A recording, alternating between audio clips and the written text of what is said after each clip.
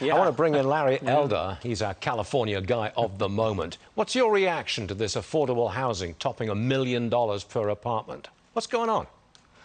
Well, it was one of the issues during my campaign for governor, and as was pointed out, largely because of the regulations. We have something called CEQA, the California Environmental Quality Act, that, Stuart, basically allows anybody to stop anything for any reason for an indefinite period of time, which is why California housing prices are 175% above the national average.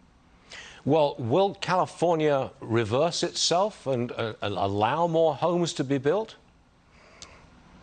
You know, what they do, Stuart, is they pass a whole bunch of programs to deal with the bad consequences of the bad laws that are already on the books, as opposed to dropping the regulations and allowing people to build in order to meet demand. No, they're not going to reverse anything.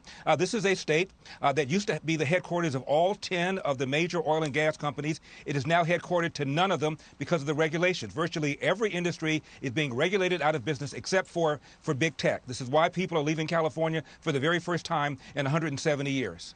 The recall effort against Los Angeles DA George Gascon apparently gaining steam after 2 officers were shot and killed.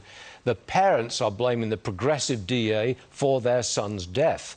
Is California beginning to wake up? I mean, if we say that the recall effort for Gascon is gathering steam, that implies that California may be waking up.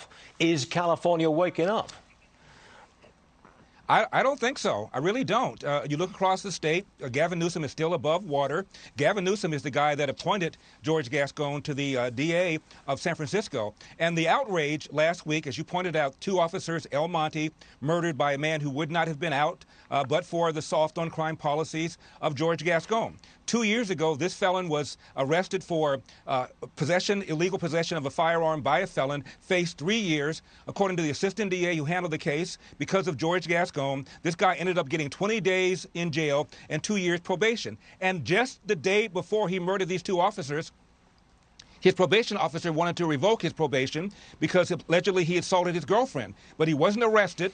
They set a hearing for later on this month. He could have been arrested, but he wasn't. Again, because of these soft on crime policies. It is outrageous. And yes, there are some spots here and there in California. They recalled 2 very, very woke members of the school board in San Francisco. But they're still electing the same left-wing tax, spend, regulate, soft on crime people up and down the state. So I'm not seeing any wholesale change. Governor Newsom, is he up for re-election this year? And if so, by how many points do you expect him to win? He's up for re-election. He's running against a guy named Brian Dawley that nobody ever heard of. He doesn't have any name recognition. He doesn't have any money. And so I don't believe that the outcome is going to be any different than his initial election back in 2018 when he won by 24 points. He won the recall also by 24 points, although he had to spend 50% more per voter to keep his job than he did to get his job. He wants to, well, I am told that Governor Newsom wants to move on to the presidency at some point.